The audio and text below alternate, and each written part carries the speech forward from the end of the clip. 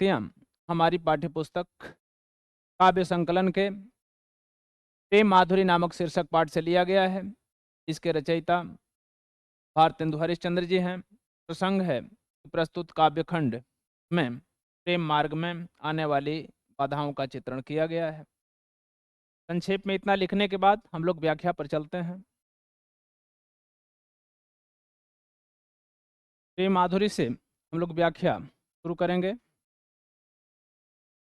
अरे मार्ग प्रेम को समझें, मार्ग प्रेम को समझें, हरिचंद यथारत होत यथा है। मार्ग प्रेम को समझें, हरिचंद यथारत होत यथा है। लाभ कछु न पुकारन में, बदनाम ही हो न की सारी कथा है। जानत हैं जिय मेरो भली, अविधि और उपाय सदा बिरथा है। पावर हैं ब्रज के सिगरे, अमोहिनाक पूछत कौन बिथाए है। अरे नाक पूछत कौन बिथाए है। मार्ग प्रेम को समझें, हरिचंद यथारत होत यथा है। मार्ग मने होता है मार्ग। प्रेम को का यहाँ दो अर्थ है। एक का अर्थ है, को का मतलब संकेत कर रहा है कि प्रेम को, और को समझे दूसरे को का अर्थ है कौन, कौन समझता है। इसलिए यहाँ पर यमक अलंकार हो जाएगा। तो मार्ग प्रेम को समझें, हरिचंद यथारथ होत यथा है। हरिश्चंद्र जी समझा रहे हैं गोपियों के माध्यम से कि एक गोपी दूसरे गोपी से कह रही है कि हम गोपियां जो है ना, इसकी व्यथा को कोई समझने वाला नहीं है। तो मार्ग प्रेम को समझें, हरिचंद यथारत होत यथा है। हम लोगों की व्यथा जो है, परेशानी है, इसको समझने वाला कोई नहीं है। तो प्रेम के मार्ग में बता रही हैं कि प्रेम को मार्ग, तो मार्ग प्रेम को समझें। भला प्रेम के मार्ग को समझने वाला कौन है कि हरिचंद यथारत होत यथा है। कि वास्तव में यह किस कैसा होता है। यथार्थ, यथार्थ का मतलब वास्तविक रूप में, वास्तविक रूप में प्रेम कैसा होता है, भला इसको समझने वाला संसार में आज तक हुआ नहीं। भला गोपियों को या गोपियों की व्यथा को समझने वाला कौन है। लाभ कछु न पुकारन में, अबदनाम ही हो न की सारी कथा है। कह रहे हैं गोपियां कि कुछ किसी से पुकारने में भी, अर्थात किसी से कहने में भी कुछ लाभ होने वाला नहीं है। और क्या हो जाता है, करे कि लाभ के बदले में बदनाम ही हाथ लगता है। तो लाभ कछु न पुकारन में, अब बदनाम ही हो न की सारी कथा है। प्रेम की बात, अपनी बात अगर किसी से कह भी दिया जाता है तो वह उसका और परिणाम ये होता है कि बदनामी ही हाथ लगती है। गोपियां अपनी परेशानी बता रही हैं कि अगर प्रेम की बात किसी से बतलाया जाए तो और उसमें बदनाम ही होना पड़ता है। तो जानत हैं जिय मेरो भली, अविधि और उपाय सब बिरथा है। कह रहे हैं कि हमारा जो जीव है, जो हमारा हृदय है, इसे अच्छी तरह से जानता है, और दूसरा उपाय करना पूरी तरह से वृथा है, अर्थात व्यर्थ है। तो जानत है जिय मेरो भली, अविधि और उपाय सब बिरथा है। गोपियां कह रही हैं कि अगर दूसरा कोई उपाय किया जाए तो वह पूरी तरह से व्यर्थ है, इसे हम अच्छी तरह से जानती हैं। और क्या कह रहे हैं अगल बगल के ब्रजवासी कि बावर हैं ब्रज के सिगरे, अमोहिनाहक पूछत कौन बिथा है। क्रोध में आकर के गोपियां कह रही हैं कि ये ब्रजवासी तो बावले हैं, पगले हो गए हैं, प्रेम के विषय में किया कठिनाइयों को नहीं समझ रहे हैं। तो बावर हैं ब्रज के सिगरे, अर्थात संपूर्ण सिगरे माने संपूर्ण सगरे, तो ये सारे ब्रजवासी बावले हो चुके हैं। अमोहिना हक पूछत कौन बिथा है। बिथा का मतलब होता है व्यर्थ, अर्थात व्यथा का मतलब होता है कष्ट। तो यहाँ पर कौन सा कष्ट है, कौन सी व्यथा है, इसके बारे में पूछ रहे हैं। मार्ग प्रेम को समुझे, हरिचंद यथारथ हो यथा है। हरिश्चंद्र जी गोपियों के माध्यम से समझा रहे हैं। गोपियां अपनी व्यथा को बताते हुए कह रही हैं कि प्रेम वास्तव में या यथार्थ में कैसा होता है, इसको समझने वाला भला संसार में कौन है। लाभ कछु न पुकारन में, अबदनाम ही हो न किशारी कथा है। कह रहा है कि किसी से पुकारने में अर्थात किसी से बताने में भी इसका कोई लाभ होने वाला नहीं है, बल्कि और हमारे हाथ बदनाम ही आता है। अरे जानत है जिय मेरो भली, अविधि और उपाय सब बिरथा है। करें कि इसको हमारा हृदय तो भली भांत जानता है, इसके लिए कोई दूसरा उपाय करना भी व्यर्थ है। अरे बावर हैं ब्रज के सिगर, अमोहिना हक पूछत कौन व्यथा है। व्यथा का अर्थ व्यथा है, कष्ट है। तो ये ब्रज के जितने वासी हैं, ब्रज के सारे लोग जो निवासी हैं, वह व्यर्थ में हमसे पूछ रहे हैं कि तुम्हें कौन सा कष्ट है। आगे देखिए दूसरा।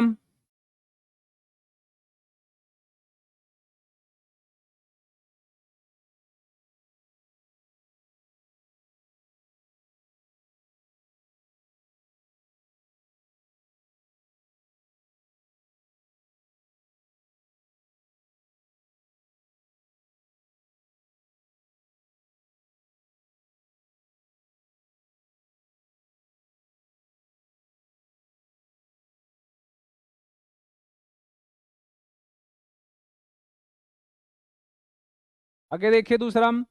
कि रो कहीं जो तो मंगल होए, रो कहीं जो तो मंगल होए, और प्रेम न से जो कहें पिए जाइए। रो कहीं जो तो मंगल होए, और प्रेम न से जो कहें पिए जाइए। इस दूसरे पद्य में एक गोपी दूसरी गोपी से कह रही है कि ऐ सखी, हमारा प्रियतम प्रदेश जा रहा है, और मैं उससे अगर कहूं कि घर ही रहिए तो भी परेशानी, अगर जाने के लिए कहता हूं तो भी परेशानी। अब समझ में नहीं आता है, इसलिए मैं क्यों नहीं अपने पति से ही पूछ लूं। तो कह रही है कि रो कहीं जो मंगल होए, और प्रेम न से जो कहें पिय जाइए। अजो कह जाहु न तो प्रभुता, अजो कछु न कहें तो स्नेह नशाइए। जो हरिचंद कहें तुम्हारे बिनु, अजी हन तो या क्यों पति आइए।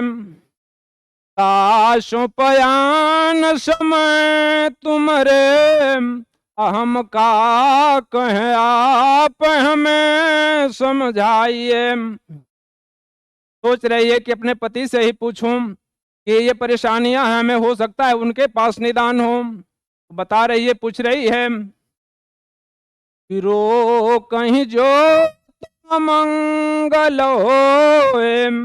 हे प्रभु, हे स्वामी, हे पतिदेव, यदि आपको मैं बाहर जाने से या विदेश जाने से यदि मैं रोकूं, रोक टोक करूं, तो जाते समय तो कुछ रोक टोक करना अब शकुन का द्योतक होता है।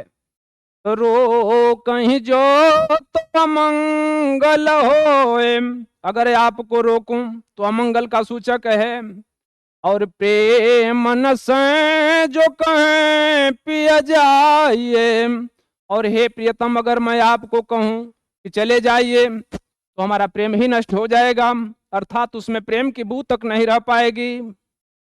जो कह जाऊ ना, अर्थात यदि मैं मना करता हूं, जो कह जाऊं न तो प्रभुता, अगर मैं मना करता हूं कि जाने दीजिए मत जाइए, तो उसमें प्रभुता झलकती है।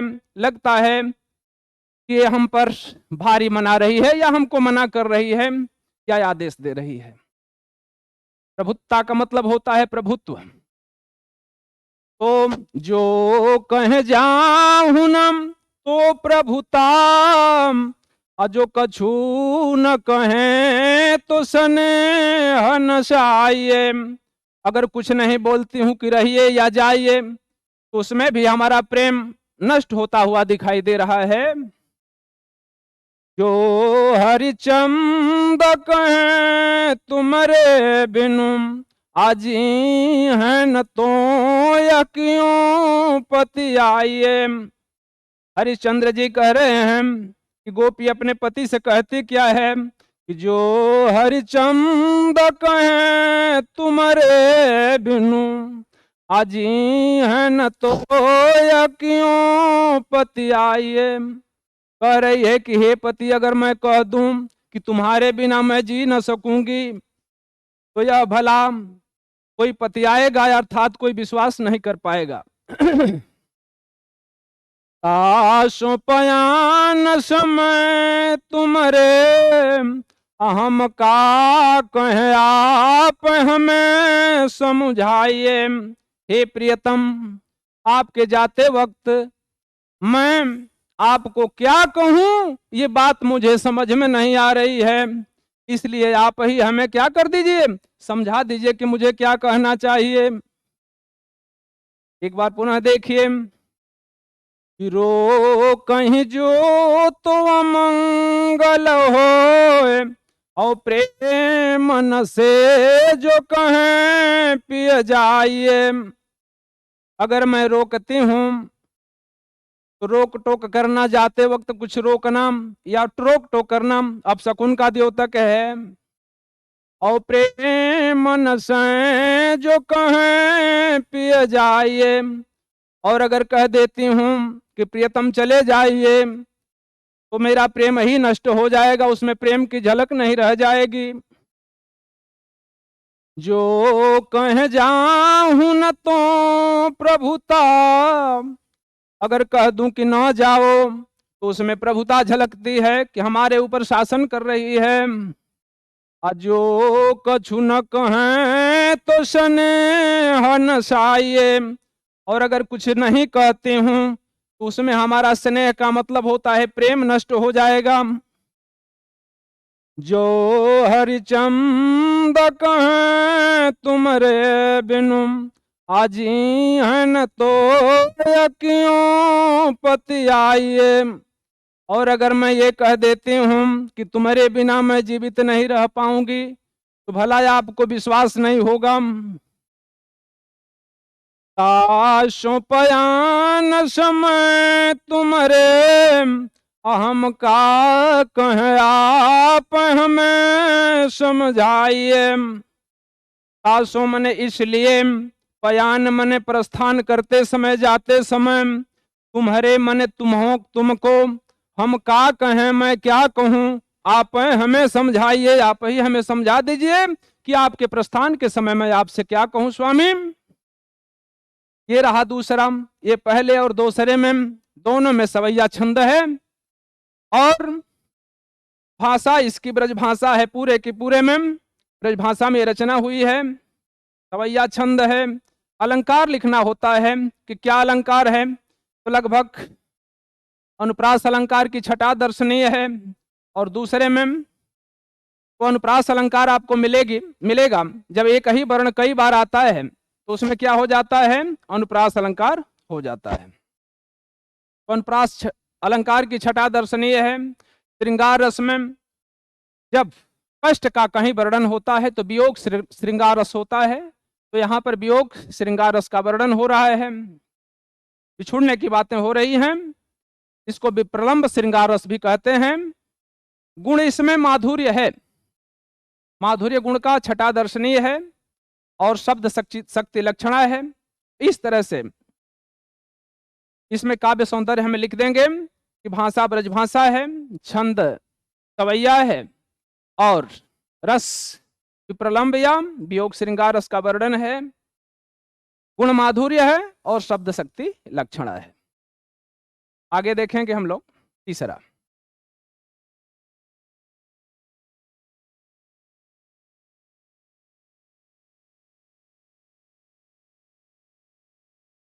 इसमें देखेंगे कि आज लो जो न मिले तो कहाँ, अहम तो तुम्हारे सब भांति कहाँ।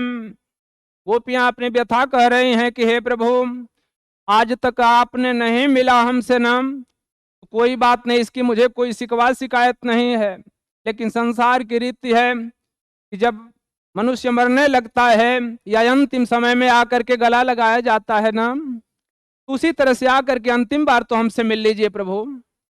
तो व्यथा कह रही हैं कि आज जो न मिले तो कहाँ, हम तो तुम्हारे सब भांति कहाँ। मेरो उराहन है कछु नाहीं, असब फल आपन भाग को पावैं। जो हरिचंद भई शुभई, आयब प्राण चले चहम ताश सुनावैं। प्राण चले चहता सो सुनावैं। प्यार जो है जग की यह रीति, अबिदा की समय सब कंठ लगावैं। विदा के समय सब कंठ लगावैं। गोपियां कह रही हैं कि हे प्रभु, हे भगवान श्री कृष्ण, लक्षणा इसीलिए है कि इसका अर्थ कहीं भी बैठाया जा सकता है, एक प्रेम प्रेमिका के साथ अथवा गोपी और श्री कृष्ण के पास। तो जब एक का लक्षण दूसरे व्यक्ति पर भी फिट कर लिया जाता है तो वहां पर लक्षणा होता है। तो लक्षण यहां पर देखेंगे आप लोग की सब शक्ति इसमें क्या है, लक्षणा है। आगे देखिए कि आज जो न मिले तो कहाँ, अहम तो तुम्हारे सब भांति कहाँ। हे प्रभु, हे स्वामी, आज तक आप नहीं मिले तो इसका मुझे कोई कष्ट नहीं है। और क्या बता रही हैं कि हम तो तुम्हारे सब भांति कहाँ। हम तो आपकी सब भांति से आप ही की कहलाते हैं कि सारी कृष्ण की गोपियां हैं। तो आज जो न मिले तो कहाँ, हम तो तुम्हारे सब भांति कहाँ। मेरो उराहन है कछु नहीं, बता रहे हैं कि मेरा कुछ भी उलाहना नहीं है, कुछ मेहना आपको नहीं मारना चाहती, उलाहना नहीं देना चाहती। अरे सब फल आपन भाग को पावे। जिसके भाग्य में जो फल लिखा रहता है वही मिलता है। लग रहा है कि हम लोगों के भाग्य में ही ऐसी चीजें लिखी गई थी। तो बता रहा है कि मेरो उलाहन है कछु नाई, असब फल आपन भाग को पावम। तो हे प्रभु, हमारा आपके प्रति कोई उलाहना नहीं है। हम सभी लोग अपने अपने भाग्य का फल ही इसको मान करके स्वीकार करते हैं। अगली पंक्ति में क्या है कि जो हरिचंद भई सो भई, आयब प्राण चले चहता सो सुनावम। हे प्रभु, हे हरिचंद, हे स्वामी, भई सो भई, अब तक जो हो गया सो हो गया। प्राण चले चाहता सो सुनावम। अब हमारा प्राण चलना चाहता है, प्रस्थान करना चाहता है स्वामी। अब आप से तासो मने आपसे सुनावे मने हम सुनाती हैं, अपनी व्यथा सुना रही हैं। प्यार तो प्यार जो है जग की यह रीति, अबिदा की समय सब कंठ लगावें। हे प्यारे, हे भगवान श्री कृष्ण, अरे जग की यह रीत है, पूरे संसार की यह रीत है कि विदा के समय तो सभी लोग कंठ लगा लेते हैं ना। आकर के एक बार तो मिल लीजिए स्वामी। तो आज जौन मिले तो कहम, अहम तो तुम्हारे सब भांति कहावम। हे प्रभु, हे स्वामीनाथ, आज तक आपने नहीं मिला तो क्या हुआ, हम तो सभी गोपियां आपकी ही कहलाती हैं, आप ही के नाम से विख्यात हैं। मेरो उराहन है कछु नाहिं, असब फल आपन भाग को पावें। मेरा आपके प्रति कोई उलाहना नहीं है। सभी लोग अपने अपने भाग्य का ही परिणाम प्राप्त करते हैं। तो प्रभु, हम भी अपने भाग्य को मान करके और स्वीकार कर रहे हैं कि हमारे भाग्य में यही लिखा हुआ था। अजो हरिचंद भई सो भई, आयब प्राण चले चाहत पहचाता सो सुनावम। हे हरिश्चंद्र, हे प्रभु, जो हुआ सो हुआ। अब हमारे प्राण चलने चाहते हैं आपको देखते देखते। अंतिम समय, अंतिम घड़ी आ चुकी है। मैं आपसे सुना देना चाहती हैं।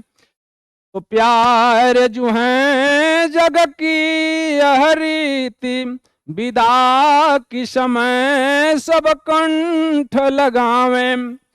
हे प्यारे जू, हे प्यारे जी, हे श्रीमान, हे स्वामीनाथ, यह संसार का रीति है कि विदा के समय अंतिम घड़ी में सभी लोग कंठ से लगाते हैं। हे प्रभु, आप भी आइए और हमें गले से लगा करके स्वीकार कीजिए।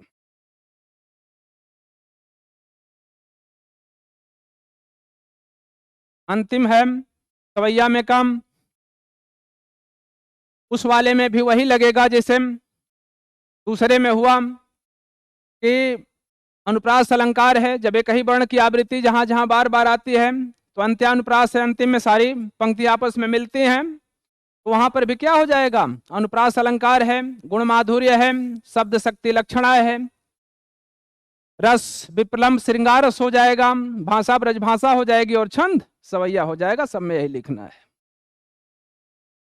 चौथा दे रहा है कि व्यापक ब्रह्म सब थल पूरन, हम हूं हैं हम हूं पहचानती हैं, पै बिना नंद लाल बिहाल सदा, हरिचंदन ज्ञान ही ठानती हैं, तुम उधव यही कहियो न सोम, अहम और कछु नहीं जानती हैं, पिय प्यार तिहार निहार बिना, आया खिया दुखिया नहीं मानती हैं।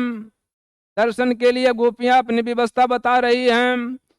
कि हे उद्धव जी जा करके कृष्ण से जरा बता देना कि हम तो अपने मन को थोड़ा मना भी लेती हैं, लेकिन ये दुखियारी जो आँखियां हैं ना, भगवान कृष्ण के दर्शन के बिना मानती नहीं हैं। आगे देखिए, उद्धव और कृष्ण एक साथ बैठे हुए हैं। उद्धव से बताया जाता है कि मित्रता थी भगवान श्री कृष्ण की। भगवान जितना काले थे उससे थोड़ा और बढ़ करके उद्धव जी काले थे। दोनों में बड़ा अच्छी मित्रता थी। एक दिन कृष्ण चर्चा में कह रहे थे कि हे उद्धव, उद्धव मोहि ब्रज बिसरत नाही। हे उद्धव जी, मुझे ब्रज भूलता नहीं है। गोपियों के साथ क्रीड़ा करना, वहां के उपवन, वहां की सघन छाया मुझे भूलती नहीं है, और वो गोपियां हमें एकदम याद कर रही होंगी। उद्धव कह बैठते हैं कि मैं जाऊं और अगर अपने परम ब्रह्म की उपासना उन्हें सिखा दूं तो आपको भूल जाएंगे। इसी पर भगवान कृष्ण उन्हें भेज देते हैं कि जाइए, ठीक है, गोपियों की खबर लेके आ जाइए। उद्धव पहुंच चुके हैं, वहीं का है प्रसंग। उद्धव पहुंच चुके हैं ब्रज में और गोपियों से कह रहे हैं कि हमारे ब्रह्म की उपासना करो, कृष्ण तो छली आए। गोपियां अपनी व्यथा बता रही हैं कि किस तरह से हम आपके इसकी अर्थात आपके आराध्य की मैं वंदना नहीं कर सकती। गोपियां बता रही हैं कि व्यापक ब्रह्म सब थल पूरन। अरे व्यापक ब्रह्म सब थल पूरन, अहें हमहू पहचानती हैं। बता रहे हैं, गोपियां बता रही हैं उद्धव जी से कि हे उद्धव, व्यापक ब्रह्म सब थल पूरन, हम भी जानते हैं कि भगवान जो आपके ब्रह्म हैं वह जल में, थल में, नभ में, हर जगह व्याप्त हैं। तो व्यापक ब्रह्म सब थल पूरन, थल यहाँ तीनों का समावेश कर रहा है, जल, थल और अंबर, अर्थात हर जगह आपका परमात्मा जिस ब्रह्म के विषय में आप बता रहे हैं उद्धव जी नाम, वह परमात्मा, वह ब्रह्म सर्वत्र व्याप्त है। हमहू जानत पहचानत, अर्थात हम भी जानते हैं, पहचानते हैं इस बात को। लेकिन परेशानी क्या है गोपियों के सामने कि पै बिना नंदलाल बिहाल सदाम, हरिचंदन ज्ञान ही ठानती हैं। पर हे उद्धव जी, नंदलाल के बिना हम बिहाल रहते हैं। बिहाल मैंने बिना हाल का। तो पै बिना नंदलाल बिहाल सदा, सदा मैंने होता है हमेशा। हे उद्धव जी, परेशानी हमें एक ही बात की है कि नंदलाल के बिना हम लोग बेहाल रहते हैं। सदा मैंने सदैव, हरिचंदन ज्ञान ही ठानती हम। हरिचंद के बिना, अर्थात हरि के बिना, भगवान श्री कृष्ण के बिना हम दूसरे ज्ञान पर विचार तक नहीं करते, दूसरे ज्ञान के विषय में सोचती तक नहीं। तुम उद्धव यही कहियो पुन सोम, अहम और कछु नहीं जानती हैं। हे उद्धव जी, कृपया हाथ जोड़ करके हम आपसे विनय करते हैं। क्या कर रही हैं गोपियां कि तुम उद्धव यही कहियो उन सोम, हम और कछु नहीं जानती हैं। बता देना एक बात उद्धव जी कि हम कृष्ण के अलावा दूसरा कुछ नहीं जानती हैं। अपिय प्यार तिहार निहार बिना, अयखिया दुखिया नहीं मानती हैं। हे प्यारे, हे स्वामीनाथ, हे भगवान श्री कृष्ण, आपको तिहारे मने तुम्हारे, अनिहारे मने दर्शन किए बिना ये आंखें जो है दुखियारी आंखें हैं ना, ये मानती नहीं हैं। तो पिए प्यार तिहार निहार बिना, अदुखी आखिया दुखिया नहीं मानती हैं। हे प्यारे, हे स्वामीनाथ, आपके दर्शन के बिना ये दुखियारी आंखें मानती नहीं है। इस बात को बता देना प्रभु से। एक बार और देखिए कि व्यापक ब्रह्म सब थल पूरनम आहे हम हूँ पहचानती हम। हे उद्धव जी, आप जिस ब्रह्म के बारे में बात कर रहे हैं ना, उस ब्रह्म के विषय में हम भी पहचानती हैं, उन्हें हम भी जानती हैं। वह सारे जल थल स्थल अर्थात हर स्थान पर व्याप्त हैं। लेकिन दूसरी पंक्ति में क्या बता रही अपनी व्यवस्था?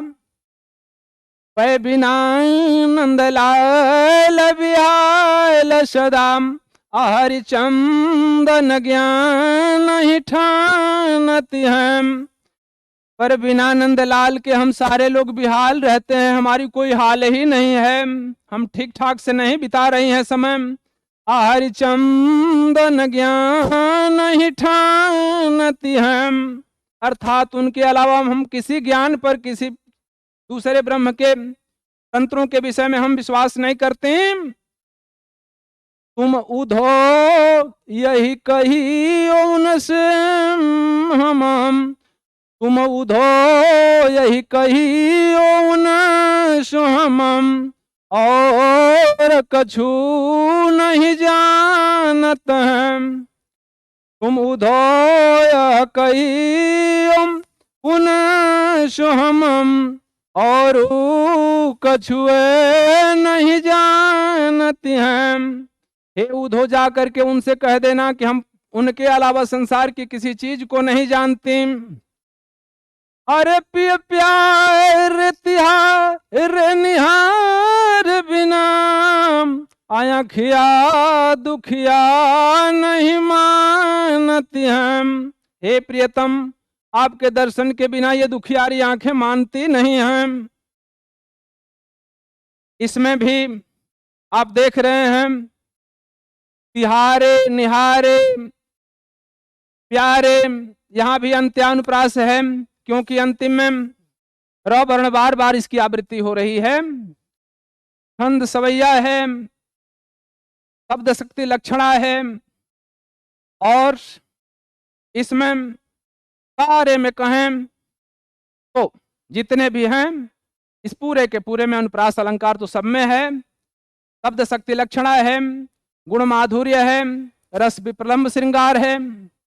अलंकार देख रहे हैं कि अनुप्रास की तो छठा दर्शनीय है, कहीं कहीं रूपक और यमक अलंकार, जैसे पहले लाइन पहले सवैया में देखे थे कि को शब्द आकर के वहां यमक अलंकार कर रहा है। को का अर्थ है संकेत करना किसी के तरफ, और दूसरे को का अर्थ क्या है? कौन से है। तो इस तरह से काव्य सौंदर्य लिख देने पर 1 से 2 नंबर उस पर मिलते हैं। आगे अब इसके बाद हम लोग पढ़ेंगे यमुना छवि। इसमें भी संदर्भ उसी तरह से लिखेंगे कि प्रस्तुत पंक्तियां हमारी पाठ्य पुस्तक हिंदी काव्य के या काव्य संकलन भी लिख सकते हैं कि काव्य संकलन के यमुना छवि नामक शीर्षक पाठ से लिया गया है। और इसके रचनाकार कौन है? इसके रचयिता भारतेंदु हरिश्चंद्र जी हैं। प्रसंग में लिख लेंगे कि इसमें यमुना को नायिका के रूप में तथा चंद्रमा को नायक के रूप में चित्रित किया गया है। पूरे के पूरे इसमें मानवीकरण अलंकार होगा। जब किसी प्राकृतिक चीज को मनुष्य के रूप में वर्णन किया जाता है तो उस वहां पर कौन सा अलंकार होता है? तो मानवीकरण अलंकार होता है। दूसरा चीज आगे जैसे जैसे होगा स्पष्ट करते जाएंगे। इसमें आप लोग देखेंगे यमुना छवि में यह छप्पय है। यह क्या है? छप्पय है। छप्पय में 6 पंक्तियां होती हैं। 6 पंक्तियां इसमें आती हैं, और 6 पंक्तियों में होता क्या है कि 4 पंक्तियां रोला की होती हैं। प्रारंभ की 4 पंक्तियां क्या होती हैं? रोला की होती हैं, जिसमें 24-24 वर्ण आते हैं। और इसके बाद आता है नीचे, तो नीचे इसमें उलाला के होते हैं 2 पंक्तियां, 2 पंक्ति उलाला जिसमें 28-28 वर्ण सम्मिलित होते हैं। तो 4 पंक्तियां ऊपर की जो होती हैं वह रोला की होती हैं और नीचे की 2 पंक्तियां उलाला की होती हैं। कुल मिला के 6 पंक्तियां होती हैं और उसको हम हिंदी की भाषा में चरण बोलते हैं, अर्थात इसमें 6 चरण होते हैं, इसलिए इसको छप्पय कहते हैं। तो पूरा का पूरा जितना भी है जमुना छवि का वर्णन हुआ है छप्पय छंद में हुआ है। ख्याल रखेंगे, कम से कम कुछ चीजें अगर भूल भी जाता है कि कौन सा गुण है नहीं लिख पाते हैं, फिर भी छंद तो याद ही रहेगा कि 6 पंक्तियां हैं, छप्पय है। और इसके बाद और बताएंगे कैसे कैसे अलंकार की पहचान होगी।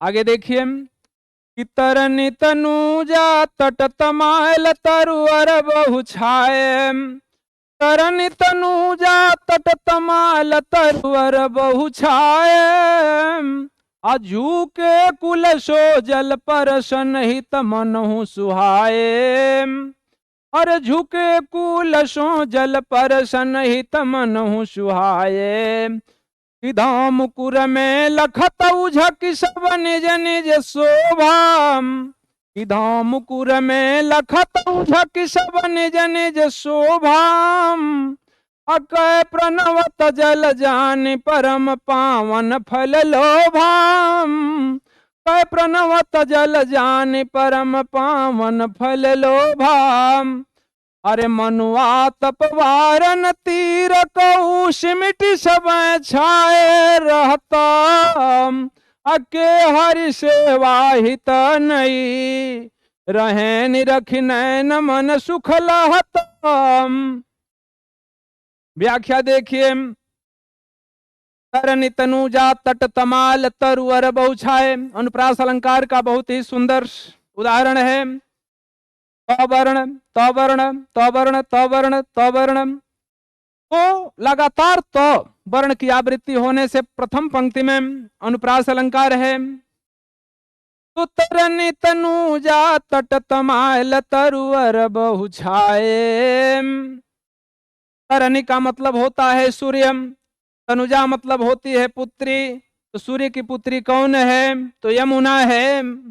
तो तरनि तनुजा अर्थात जमुना, तट मने किनारे, तमाल मने तमाल के, तरु मने होता है वृक्ष, वर मने होता है श्रेष्ठ, बहु मने बहुत से, छाए मने छाए हुए हैं, अर्थात जमुना नदी के किनारे तमाल के श्रेष्ठ वृक्ष बहुत से छाए हुए हैं, अर्थात यमुना नदी के किनारे श्रेष्ठ तमाल के वृक्ष छाए हुए हैं। आगे बता रहे हैं कि झुके कुल सो जल परसन हित मनहु सुहाए, झुके कुल, कुल मने होता है किनारा, किनारे पर झुके हुए हैं, सो जल परसन, सो मने मानो, अजल मने जल को, परसन मने स्पर्श करने, हित मन के लिए, अमनहु मने मानो, असुहाय मने सुंदर लग रहे हूं, अर्थात यमुना नदी के किनारे इसलिए झुके हुए हैं मानो जल को, जल का स्पर्श करना चाहते हैं और इस तरह से झुकी हुई अवस्था में सुंदर लग रहे हैं। अरे कि धाम कुर में लखत उझक सब निज निज शोभा, कि धाम मने या तो या अथवा, मुकुर मने होता है दर्पण, में लखत मने देख करके या देख रहे हैं, उझक मने उचक उचक करके, सब निज निज शोभा मने अपनी अपनी शोभा को, अपनी अपनी सुंदरता को मानो झांक रहे हैं, निरख रहे हैं। कहे प्रणवत जल जान परम पावन फल लोभाम, या फिर अथवा करके दे रहे हैं कि प्रणवत, प्रणवत माने होता है प्रणाम करना, मानो प्रणाम कर रहे हैं झुक करके, किसका, तो जल का, किसके जल का, तो जमुना के जल का, या मानो जमुना के जल का प्रणाम कर रहे हैं, क्या करके, तो जान परम पावन, परम पवित्र, गंगा और जमुना को परम पावन ही माना गया है न, पापों को नष्ट कर देने वाली माना जाता है। तो प्रणवत जल जानी परम पावन फल लोभाम। यमुना के जल को प्रणाम कर रहे हैं, उनको परम पावन समझ करके और फल के लोभ में परम पावनी समझ करके कि हे यमुना मैया, हम तुम्हारा प्रणाम करते हैं, तुम परम पावनी हो और पाप को नष्ट करने वाली हो ना। इस लाभ से मानो ये झुक करके प्रणाम कर रहे हैं। अथवा बता रहे हैं कि मनुआ तपवारन तीरकम सिमिटी सब छाए रहता। मनु मानो जनु जानो आ गया, यहाँ भी मनु है और यहाँ पर भी मनु है, अर्थात यहाँ पर उत्प्रेक्षा अलंकार होगा। तो मनुआ तपवारन तीर को, आतप मने होता है ताप, वारन मने निवारण करने के लिए, नष्ट करने के लिए, समाप्त कर देने के लिए, तीर मने किनारे, को मने की, सिमिट सब छाए रहत। सिमिट मने पास पास सघन स्थिति में सिमट करके और छाए रहते हैं कि कहीं किनारे पर धूप ना आ जाए। तो मनुआ तपवारन तीरकम सिमिटी सब छाए रहता। या मानो ताप के निवारण हेतु किनारे पर आपस में सट सट करके सिमिट करके छाए हों। के हरि सेवा हित नहीं रहे निरखी नैन मन सुख लहता। के हरि अथवा बता रहे हैं कि हरि की सेवा हित मन के लिए नहीं रहत मन झुके रहते हो, मानो इसलिए झुके हों कि भगवान की सेवा में लगे हुए हों। यमुना को श्री कृष्ण प्रिया कहा जाता है ना, तो मानो उनकी कृष्ण कहीं आते हो अपने प्रिया से मिलने के लिए तो भगवान की सेवा में झुके हुए हो ना। तो के हरि सेवा हित नहीं रहे, या भगवान की सेवा के लिए झुके रहते हो। नहीं मन होता है झुका होना, झुके रहते हैं। निरखी नैन मन सुख लहता, और इस तरह से इसको निरख करके देख करके और नैन को भी सुख मिलता है। इस तरह के जो तमाल के वृक्ष झुके हुए हैं ना, इसको देख करके किसको किसको सुख मिलता है? हमारे नेत्रों को भी, हमारे मन को भी सुख लहत, लहत माने प्राप्त होता है। नेत्र और मन गदगद हो जाते हैं, सबको सुख की प्राप्ति होती है। एक बार पुनः देखिए। करन तनुजा तट तमाल तरुवर बहु छाए। करन तनुजा अर्थात यमुना नदी के किनारे बहुत से श्रेष्ठ तरु तमाल के वृक्ष छाए हुए हैं। झुके कूल सो जल पर सनहित मनहु सुहाए। या किनारे पर इसलिए झुके हैं मानो वे जल का स्पर्श करना चाहते हैं और इस तरह से शोभा को बढ़ा रहे हैं या सुशोभित कर रहे हैं। किधौ मुकुर में लखत उझक सब निज निज शोभा। अथवा किधौ मने अथवा मुकुर मने दर्पण में, लखत देखने के लिए, उझक उझक मने उचक उचक करके और सब निज निज शोभा। अथवा मान लो उस यमुना रूपी जल के दर्पण में उझक उझक करके अपनी सुंदरता को देखने के लिए झुके हों। कहे प्रणवत जल जान परम पावन फल लोभम। या इसलिए झुके हों यमुना के जल को पवित्र मानते हुए उसके फल की प्राप्ति करने के लिए झुक करके प्रणाम कर रहे हों। मनुआ तपवारन तीर कहूं समिट सब छाए रहता। या मानो आतप मन ताप के निवारण के लिए, किनारे के ताप के निवारण के लिए या समाप्त कर देने के लिए ये सिमट करके छाए रहते हैं। कि हरि सेवा हित नहीं रहे निरखी नैन मन सुख लहता। या भगवान के सेवा में रात दिन ये झुके रहते हैं, नए रहते हैं। इसको देख करके नेत्रों को, मन को तमाम व्यक्तियों के हृदय गदगद हो जाते हैं, अर्थात सबको सुख प्राप्त होता है। अगला हम लोग देखेंगे, इसमें देख लीजिए क्या क्या है। तो इसमें जब हम लोग देखेंगे तो इसमें श्रृंगार रस है, किसी भी चीज का वर्णन है।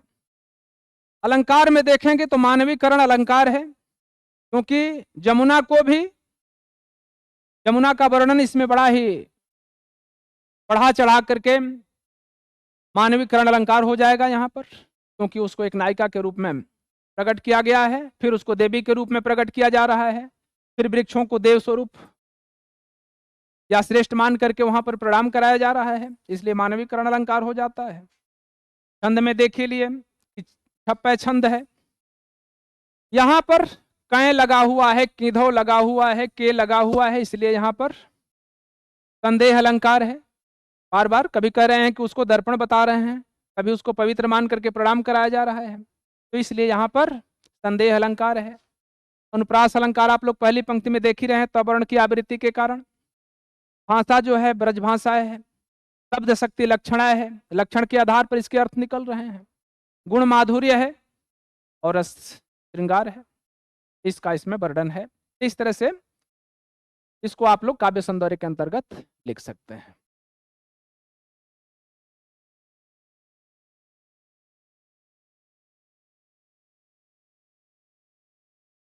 चलिए दूसरा हम लोग देखेंगे, तीन पैज ही छिन चंद ज्योतिरा का निशियावती, और तीन पेज ही छन चंद ज्योतिरा का निशियावती, जल में मिल के न भयवनी लौतम तनावती, हो तमुकुर में सब तब उज्ज्वल ओभाम, अतन मन नैन जुड़ात देखी सुंदर शोभा, तो को कभी जो छवि कही सकता छन जमुना नीर की, अमिल अवन अंबर रहत छवि इकसी नभ तीर की। अगले बंद में दे रहे हैं कि तीन पेज ही छिन चंद ज्योतिरा का निशियावती। अब इसमें बता रहे हैं कितनी सुंदर तो जमुना है ही, संजोग से अगर रात पूर्णिमा की हो और उसका प्रकाश जब इसमें पड़ता है तो चंद्रमा वैसे ही पूर्ण रूप में खिले होते हैं, पृथ्वी जगमगा उठती है, लेकिन जमुना के जल में कैसी स्थिति हो रही उसका वर्णन है कि तीन पेजी छन चंद ज्योतिरा का निशियावती। तीन पे मने उस पर, ये क्षण मने जिस समय, चंद मने चंद्रमा की, ज्योति मने होता है प्रकाश, राका मने पूर्णिमा की, निशि मने रात्रि, आवती मने आती है, अर्थात जिस दिन पूर्णिमा के रात्रि की चंद्रमा की ज्योति उस जमुना के जल में आती है, अर्थात पड़ती है। अरे जल में मिल के न भयवनी लौतान तनावती, जल में मिल करके वह जब चांदनी रात जल के साथ मिश्रित हो जाती है नम, तो नभ मने होता है आकाश, अवनी मने होती है पृथ्वी, लौम मन ले करके तान मन तान दिया गया हो, तनावती मन तम्मु, ऐसा लगता है कि पृथ्वी से लेकर के और आकाश तक कुछ श्वेत रंग का तंबू तान दिया गया हो, इस तरह की आभा प्रदर्शित होने लगती है। ओम अरे तीन पेज ही छिन चंद ज्योतिरा का निशियावती, अजल में मिल के न भयवनी लौतान तनावती, अहो तमुकुर में सब तब उज्ज्वल भाम।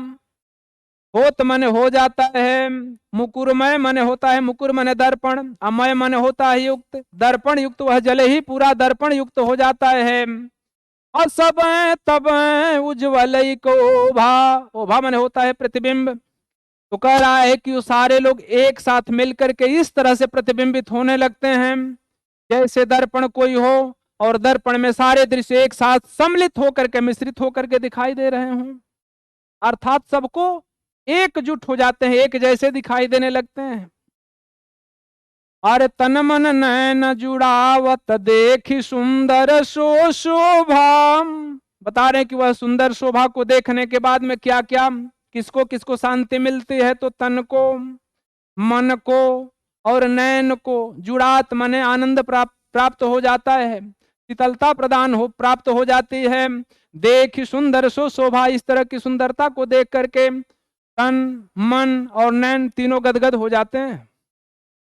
एक बार और देखिए, और तिन पे जही छिन चंद ज्योतिरा का निशियावती, तिन पर मने उस जमुना के जल पर जिस समय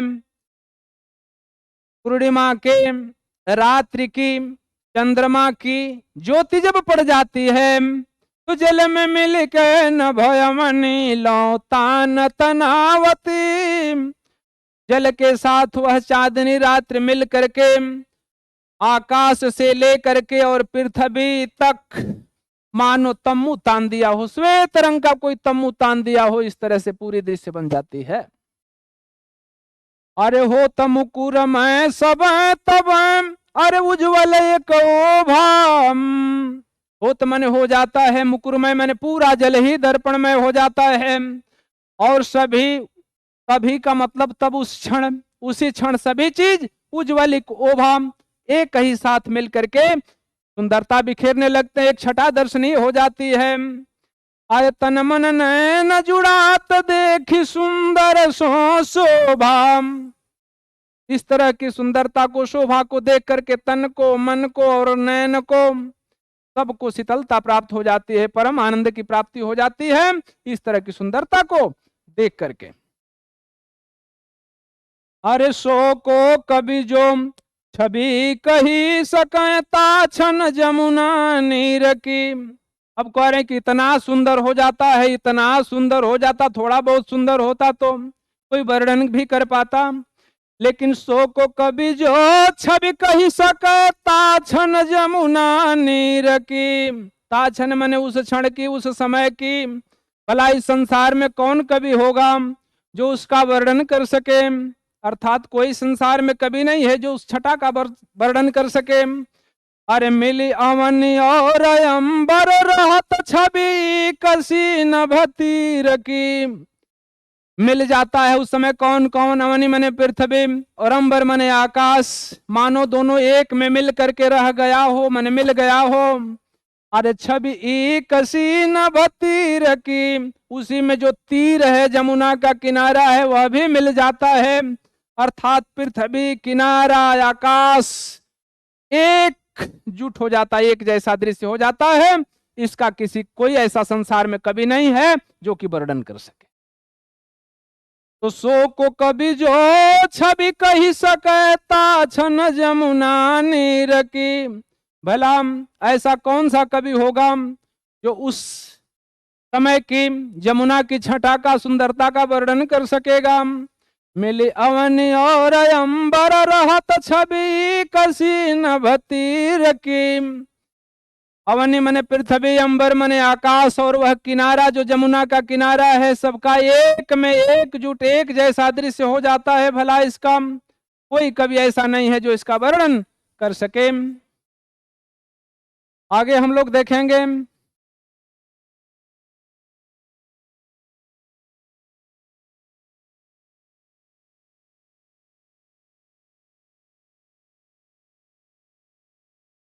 तीसरा देखेंगे,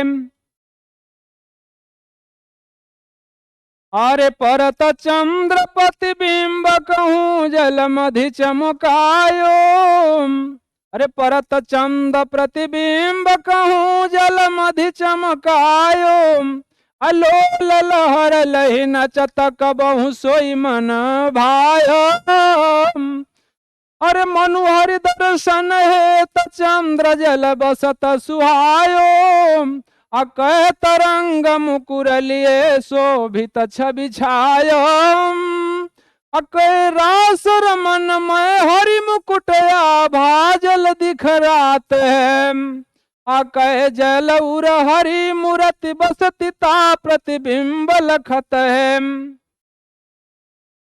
परत चंद्र प्रतिबिंब कहूँ जल मधि चमुकायो। तीसरे बंद में बता रहा है कि जब वह पूर्णिमा की पूर्ण चंद्रमा उसकी छाया जब जमुना के जल में पड़ता है तो कैसा प्रतिबिंब बनता है कि परत चंद्र, परत मने पड़ जाता है, चंद्र मने चंद्रमा के प्रतिबिंब मने प्रकाश का बिंब, कहूं जल मधि, जब कभी जल के मध्य में चमकायो तो चमकने लगता है। अर्थात जब जमुना के जल के बीच में पूर्ण चांदनी रात का जब चांदनी की ज्योति जब उस जल में पड़ती है तो चमकने लगती है। लोल लहर लही नचत कबहु सोई अमन भायो। लोल मने होता है चंचल, लहरें, लही नचत, लही मने पा करके, नचत मने नाचने लगती है। कहने का मतलब है कि एक तो जमुना की जो जल है उसमें जो लहर उठती है और जब चांदनी का प्रकाश उसमें पड़ता है, अर्थात चंद्रमा जब चंचल लहरों के साथ मिल जाता है, उसे प्राप्त कर लेता है, तो कबहु सोई मन भायो, तो उसके साथ नाचने लगता है और उसको देख करके मन को भाने लगता है, अर्थात बहुत ही सुंदर लगने लगता है। देखिए फिर यहां मनु आ गया। मनु मने मनु मानो जानो उत्प्रेक्षा अलंकार होगा। तो मनु हरि दर्शन हेत चंद्र जल बसत सुहायो। मनु मने मानो, हरि मने भगवान श्री कृष्ण के दर्शन हेतु मने दर्शन के लिए, चंद्र मने चंद्रमा, जल बसत सुहायो, जल में ही बस गया हो। उसका वर्णन है कि मानो या तो चंद्रमा इसलिए निवास करता है कि भगवान हरि का दर्शन हो जाएगा, क्योंकि कहा जाता है कि भगवान क्षीर सागर में व्याप्त है ना, तो जल में इनको पाने के लिए ही चंद्रमा उसमें निवास कर रहा हो। फिर कह आ गया, कह देख रहे हैं, इसका अर्थ होता है अथवा, और यहां पर हो जाता है तुरंत संदेह अलंकार, क्योंकि तीन चीजों को यहां देख रहे हैं। तो कह तरंग कर मुकुर लिए शोभित छवि छायो। कह तरंग कर, तरंग मने या तो जमुना की धारा में उठने वाली तरंगे, कर मने अपने हाथ में, मुकुर मने होता है दर्पण, लिए मने लिए हुए, शोभित छवि छायो, इस छवि को चारों तरफ से छा दिए हैं और वह अलग ही सुशोभित हो रही हो। तो मानो तरंग अपने हाथ में दर्पण लेकर के और उस छटा को पूरा बिखेर दिए हो, उस सुंदरता को जो अत्यंत ही सुशोभित हो रहा हो। कहे रास रमन में हरि मुकुट आभा जल दिख रात है। या फिर बता रहे कि कह मने अथवा रास रमण, भगवान श्री कृष्ण जिस समय रास रचा रहे हों, मैं हरि मुकुट, उस समय भगवान श्री कृष्ण का मुकुट, अयाभा मने प्रतिबिंब, जल दिख रात है, जल में दिखाई दे रहा हो। चंद्रमा की जो प्रतिबिंब चंद्रमा का जो बन रहा है, वह मानो श्री कृष्ण गोपियों के साथ रास रचा रहे हों और उनका मुकुट का प्रतिबिंब उसमें प्रदर्शित हो रहा हो।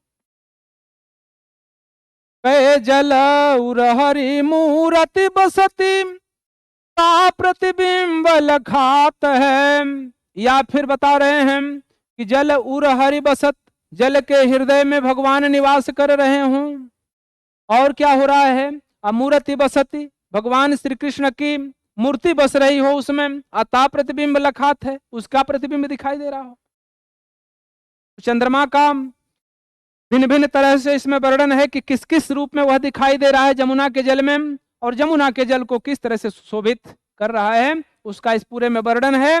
एक बार देखें कि परत चंद्र प्रतिबिंब कहूं जल मधि चमकायो। जब चंद्रमा का के मध्य में, या चंद्रमा जब जमुना के जल के मध्य में चंद्रमा का प्रतिबिंब पड़ता है तो वह कैसा चमक रहा है, कैसा सुंदर लग रहा है। लोल लहर लही नचत कबहु सोई मन भायो। चंचल लहरें या चंचल लहरों को प्राप्त करके वह चंद्रमा नाचता है। कबहु सोई मन भायो, और वह उस समय मन को अच्छा लगने लगता है। मनु हरि दर्शन हेत चंद्र जल बसत सुहायो। या मानो भगवान के दर्शन के लिए, हित मन के लिए, भगवान के दर्शन के लिए चंद्रमा स्वयं जल में बस गया हो या निवास कर रहा हो। कहे तरंग कर मुकुर लिए शोभित छवि छायो।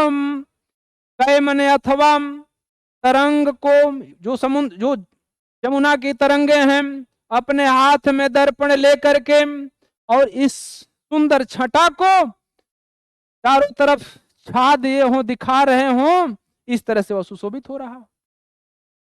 कहे रास रमन में हरि मुकुट आभा जल दिख रात है।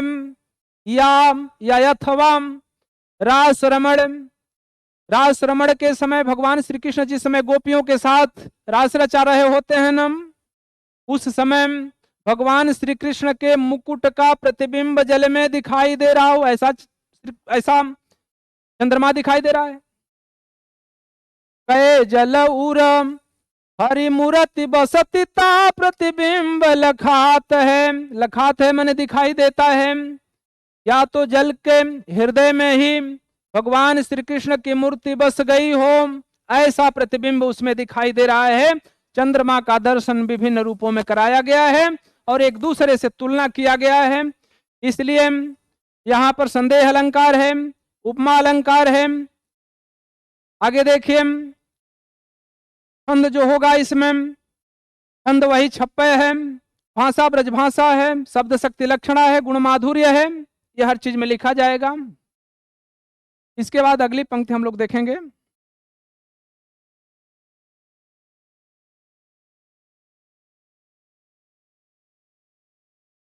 कबहु होत सतचंद, कबहु होत सतचंद, कबहु प्रगटत दुर्भाजत। अपवन गवन बस बिंब रूप जल में बहु साजत। मनुष्य भरी अनुराग जमुन जल लोटत डोले। अकय तरंग की डोर ही डोरन करत कलोले। कय बाल गुड़ी नभ में उड़ी, आसोहत तउत धावती। कय अवगाहत डोलत को, ब्रजरमणी जल आवती। इसमें चित्रण किया गया है कि जमुना जल और चंद्रमा का ही इसमें वर्णन है। इन पंक्तियों में या इस छप्पय छंद में जमुना को नायिका के रूप में और चंद्रमा को नायक के रूप में स्वीकार किया गया है। देखें वर्णन कि कबहु होत सतचंद, अकबहु प्रगटति दुई भाजत। कभी कभी उस चंचल तरंगों के ऊपर जब चंद्रमा की छाया पड़ती है ना, तो कबहु होत सतचंद, वह एक ही चंद्रमा का प्रतिबिंब है, लेकिन सात चंद्रमा जैसे, जिसे सप्त प्रकाश श्वेत प्रकाश वर्ण विक्षेपण के समय 7 रंगों में विभाजित हो जाता है ना, उसी तरह से जब एक ही चंद्रमा है लेकिन उसका प्रतिबिंब जब उस जमुना जल में पड़ता है, तो कबहु होत सतचंद, कबहु प्रगटत दुर्भाजत। कभी कभी 7 चंद्रमा एक साथ उदय हो गए हों ऐसा दिखाई देता है। कबहु प्रगट, कभी तो प्रकट हो जाता है और कभी दूर भाजत, कभी दूर भाग जाता है। कभी प्रकट हो जाता है, कभी दूर हट जाता है। हिलोरें जैसे जैसे बढ़ती हैं उसमें वैसे वैसे इसकी स्थिति दिखाई देती है। और जब हवा चलता है उस समय क्या होता है तो पवन गवन बस बिंब रूप जल में बहु साजतम। पवन गवन, गवन मने गमन करना, चलना।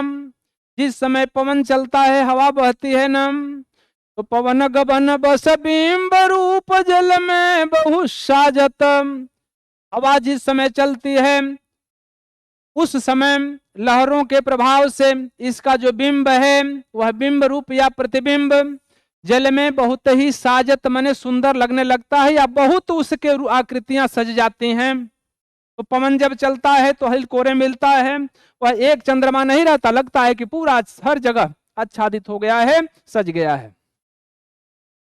मनु शशि भरी अनुराग जमुन जल लोटत डोलम, करे कि मनु मन मानो, इसलिए यहाँ उत्प्रेक्षा अलंकार हो जाएगा।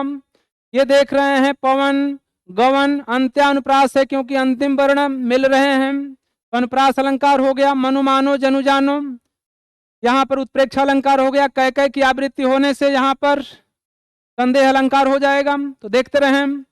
तो मनु शशि भरी अनुराग जमुन जल लोटत डोल, मनु मने मानो, शशि मने चंद्रमा, भरी मने भर करके, अनुराग मने प्रेम से, जमुन जल मने जमुना के जल में, लोटत डोले लोटते हुए डोल रहे हैं, हिल रहे हैं। कभी कल्पना कर रहा है कि मानो जब चंचल जल में चंद्रमा का प्रकाश पड़ रहा है तो वह जमुना रूपी नायिका को गोद में लेकर के प्रेम बस इधर उधर हिल रहा है, डोल रहा है। कहे तरंग की डोर ही डोरन करत कलोल, कहे मने अथवा तरंग की डोर, उस तरंग रूपी डोरी को पकड़ करके हिडोरन मने झूला झूल रहा हो। कलोले मने होता है कलोल करना, अर्थात आना और जाना। या मानो चंद्रमा तरंग रूपी डोरी को पकड़ करके और उसके साथ हिडोला पर बैठ करके झूला झूल रहा हो, किलोले कर रहा हो, खेल रहा हो। कै बाल गुड़ी नभ में उड़ी आसोहतई तउत धावती, कै मने अथवा बाल गुड़ी मने होता है बालकों की पतंग। तो बाल गुड़ी नभ में उड़ी, जैसे, या तो फिर चंद्रमा कैसा लगता है, फिर कल्पना दूसरी कर रहा है कभी कि बाल गुड़ी नभ में उड़ी, जैसे बालकों की कोई पतंग हो और नभ मने आकाश में उड़ गई हो। तो हतई तउत धावत, और इधर उधर दौड़ती हुई मंडराती हुई सुंदर लग रही हो, उस तरह से लग रहा है जैसे चंद्रमा का प्रकाश जब यमुना के जल में पड़ रहा है तो जैसे किसी बालक की चंद्रमा के रंग की पतंग हो और आकाश में उड़ गई हो, और उसका प्रतिबिंब इधर उधर दौड़ने के कारण चंचलता पूर्वक दिखाई दे रहा है। ऐसी छटा दर्शनीय है। कहे अवगाहत डोलत को अब्रज रमणी जल आवती, अथवा अवगाहत, अवगाहत का मतलब होता है स्नान करने के उपरांत, डोलत मने हिलती हुई कांपती हुई, को मने कोई, ब्रज रमणी मने ब्रज की सुंदरी, अजल आवत जल में आ रही हो। अभी कल्पना कर रहा है कि मानो कोई रमणी, चंद्रमा का यहाँ पर उपमा किससे दी गई है, चंद्रमा की उपमा दी गई है एक नायिका से, वो भी ब्रज की रमणी से, सुंदर नायिका से। तो कह रहे हैं कि कयोगाहत डोलत को ब्रज रमणी जल आवती, या तो कोई डोलते हुए हिलते कांपते स्नान की हुई कोई ब्रज की सुंदरी जल के मध्य आ रही हो, ऐसा चंद्रमा दिखाई दे रहा है। एक बार पुनः देखें कि कबहू हो सत चंद कबहू प्रगटत दुर्भाजत, कभी कभी चंद्रमा प्रकट हो जाता है उस लहरों के बीच में और कभी कभी छुप जाता है, अर्थात दूर हट जाता है। पवन गवन बस बिंब रूप जल में बहु साजत, जिस समय पवन गमन करता है, हवा चलती है ना, उसके बस से, उसके प्रभाव से इसका जो बिंब रूप है, जो इसका प्रतिबिंब जल में है, वह बहुत सा सज जाता है और सज सवज जाता है और अच्छा लगने लगता है।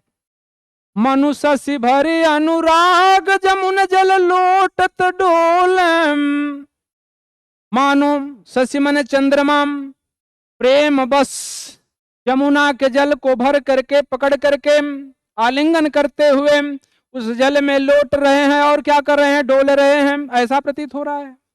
अथवा कै तरंग की डोर ही डोरन करती कलोलम, अथवा तरंग रूपी जमुना के तरंग रूपी डोरी को पकड़ करके और उस झूले पर कलोल कर रहे हों, ऐसा चंद्रमा प्रतीत होते हैं।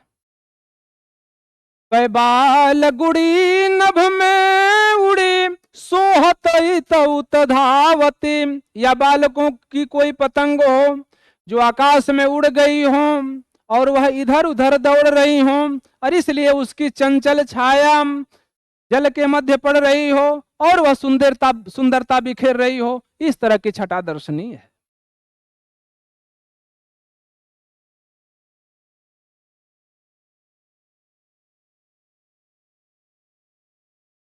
आगे देखे पांचवा,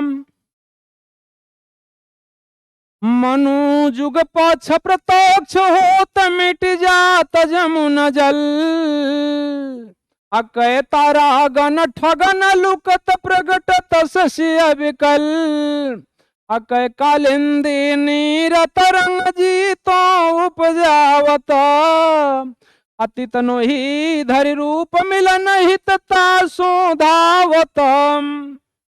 यहाँ पर वर्णन है, चंद्रमा दो पक्ष में उदय होता है, हर महीने में दो पक्ष होते हैं, पहला 15 दिन कृष्ण पक्ष होता है और दूसरा 15 दिन शुक्ल पक्ष होता है।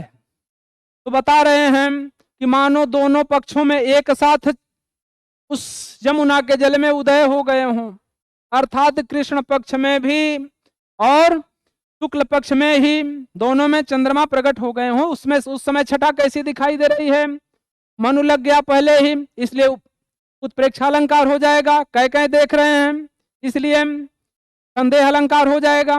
आगे देखते रहिए, तो मनु जुग पक्ष प्रत्यक्ष होत अमिट जात जमुन जल,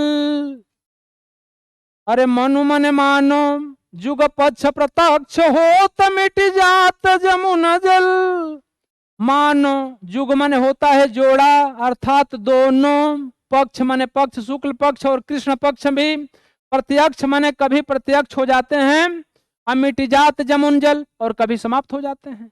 अर्थात कभी कभी जब चंद्रमा की छाया उस जमुना के जल में पड़ती है तो कभी कभी तो क्या हो जाता है, कभी कभी चंद्रमा शुक्ल पक्ष जैसे प्रकट हो जाते हैं और कृष्ण पक्ष के जैसे कभी क्या हो जाते हैं, लुप्त हो जाते हैं।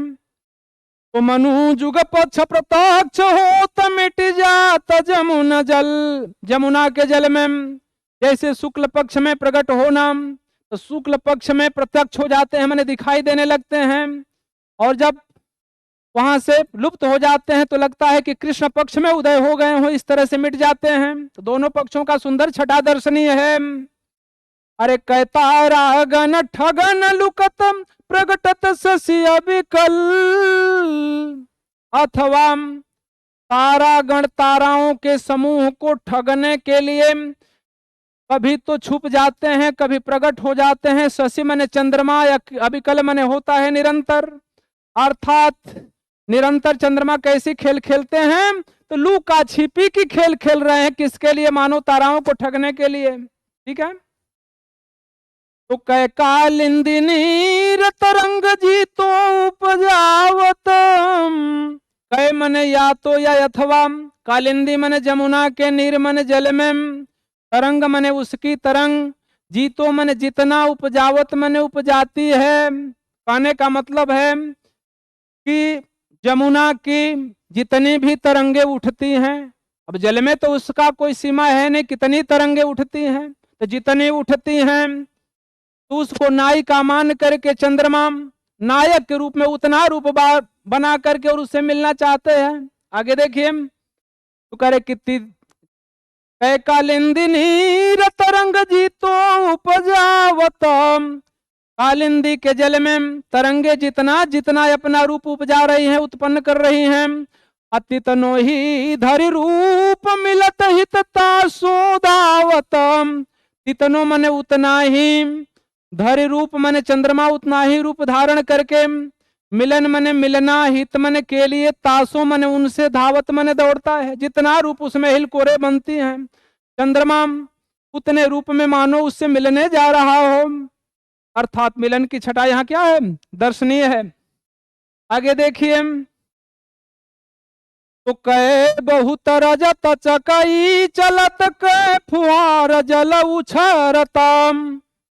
बता रहे हैं कि या तो वहां का जल ऐसा उछलता है, ऐसा उछलता है जैसे बहुत मने बहुत सी रजत मने चांदी की चकई मने चौकोर खेलने वाली होती है चकई। तो कह रहा है कि चक्री जैसे बहुत सी चांदी की बनी हुई उसमें चल रही हो जमुना के जल में, ऐसी हलचल उत्पन्न हो रही है।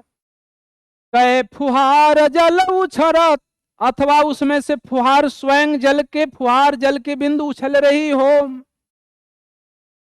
आगे देखिए, तो कह निशिपति मल अनेक विधि उठ बैठक कसरत करतम।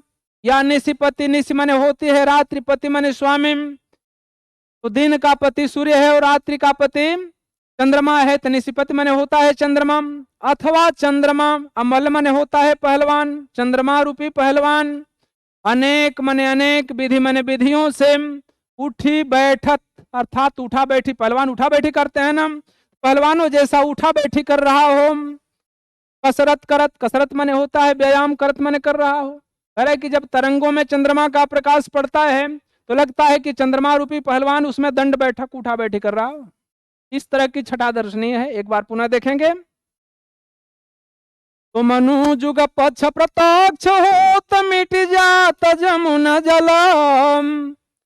मानो दोनों पक्ष, शुक्ल पक्ष और कृष्ण पक्ष के साथ चंद्रमा उदय हो जाता हो, एक साथ तो प्रत्यक्ष हो जाता है, सामने आ जाता है, और दूसरे क्षण मिट जाता है जमुना के जल में। अर्थात जमुना के जल में कभी चंद्रमा छुप जाता है और कभी प्रकट हो जाता है, जैसे लगता है कभी शुक्ल पक्ष आ गया और कभी कृष्ण पक्ष में चंद्रमा अस्त हो जाता है। कह तारा गन ठगान लुकत प्रगटत सस्य विकलम। या मानो ताराओं का ठगने के लिए चंद्रमा कभी प्रकट हो जाता है, कभी लुप्त हो जाता है, यही कार्य निरंतर करता रहता है। अर्थात निरंतर लुका छिपी की खेल खेल रहा हो कि मैं ताराओं का ठग लूं।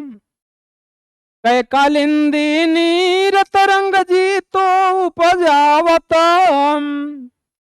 करे कि कालिंदी माने जमुना, जमुना का जल जितने जितने तरंगों को उत्पन्न कर रहा है नम, इतनो ही धरि रूप मिलन ही तत्ता सोधावतम।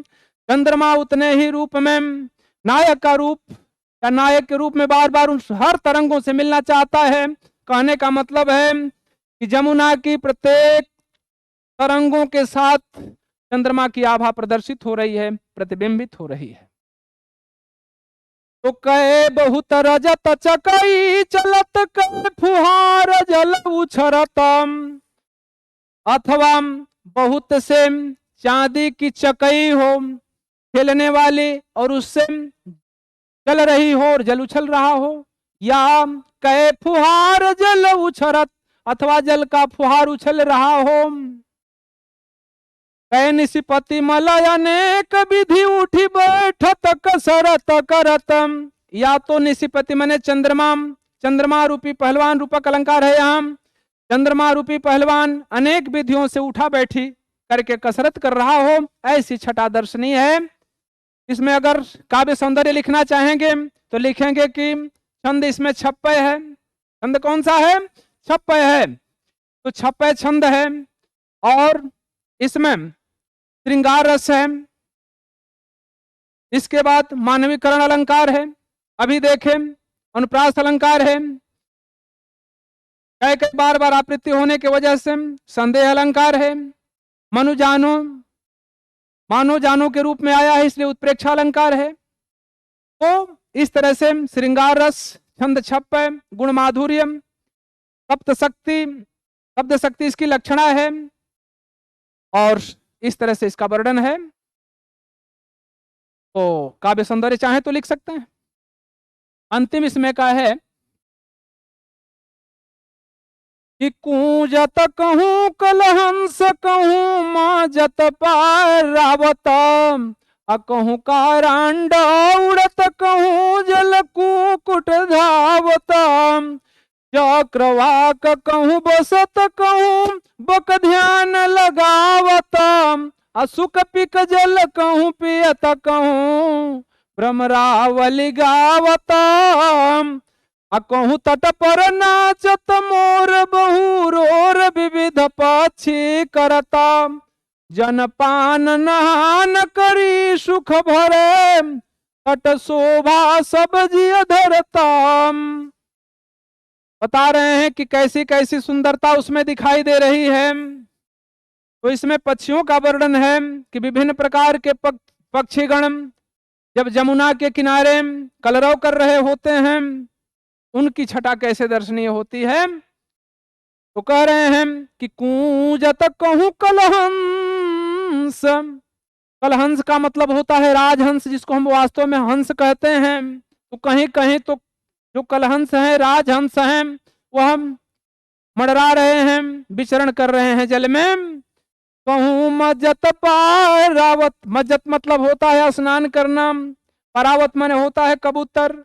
तो कबूतर कहीं क्या कर रहे हैं, स्नान कर रहे हैं। तो कहीं तो जो राजहंस हैं, जो हंस हैं, वह कूंज रहे हैं, बोल रहे हैं। कहीं कबूतर स्नान कर रहे हैं। कहूं कारंडव उड़त कहूं जल कुकुट धावतम। कहूं कारंडव, कारंडव का मतलब होता है बत्तख, जल में वो भी निवास करते हैं, मंडराते रहते हैं। उनके पंजे में जाल जैसी संरचना होती है, तैरते रहते हैं, मछलियों को पकड़ते रहते हैं। तो बता रहे हैं कि कहूं कारंडव उड़त कहूं जल कुकुट धावतम। कहीं पर तो बत्तख उड़ रहे हैं और कहीं जल कुक्कुट धावत। जल कुक्कुट माने जल मुर्गियां, कुक्कुट माने मुर्गी। कुक्कुट पालन सुने हैं ना, मुर्गी पालन। तो कहीं कहीं पे जल मुर्गी दौड़ रही हैं। चक्रवाक कहूं बसत कहूं बक ध्यान लगावत। कहीं पे चक्रवाक माने होता है चकवा चकई पक्षी, बसत माने निवास कर रहे हैं जमुना के किनारे। कहूं बक ध्यान लगावत, कहीं बकुला ध्यान लगाए कि एक मछली मिल जाती। तू कपी कजल कहूं पियत कहूं भ्रमरावली गावतम। कहीं पे सुक मने होता है तोता, पीक मने होती है कोयल। जल कहूं पियत, कहीं कहीं जल का सेवन कर रहे हैं, पी रहे हैं। कहूं भ्रमरावली गावत, कहीं कहीं भंवरे गा रहे हैं, गुंजार कर रहे हैं ना, सुंदर सुंदर लग रहा है। कहूं तट पर नाचत मोर बहुरोर विविध पक्षी करतम। कहीं कहीं पे तट मने किनारे पर नाचत मोर, मोर नाच रहे हैं खुशी से, क्योंकि मोर को बड़ा सुंदर लगता है क्या, जब कांवले रंग के बादल, काले काले बादल घिर जाते हैं। जमुना भी श्वेत है ना, जमुना का प्रकाश भी कैसे, जमुना का जो जल है वह भी उसी रंग का है। तो बता रहे हैं कि कहूं तट पर नाचत मोर बहुरोर विविध पक्षी करतम। बहु मने बहुत से, रोर मने होता है गर्जना, आवाज करना, शोरगुल करना। विविध मने विविध प्रकार से पक्षी इस तरह से बहुत शोरगुल कर रहे हैं। जनपान नहान करी सुख भरे अतट शोभा सब जिय धरतम। इस तरह से कुछ तो जलपान कर रहे हैं, कुछ स्नान कर रहे हैं और सुख से भरे हुए तट की शोभा को अपने हृदय में, जिय मन होता है हृदय में, धारण कर रहे हैं। आगे देखिए तो कहे कूंजत कहूं कलहंस कहूं मजत पारावतम। कहीं पे राजहंस कूंज रहे हैं, बोल रहे हैं। कहूं मजत पारावत, कहीं पे कबूतर स्नान कर रहे हैं।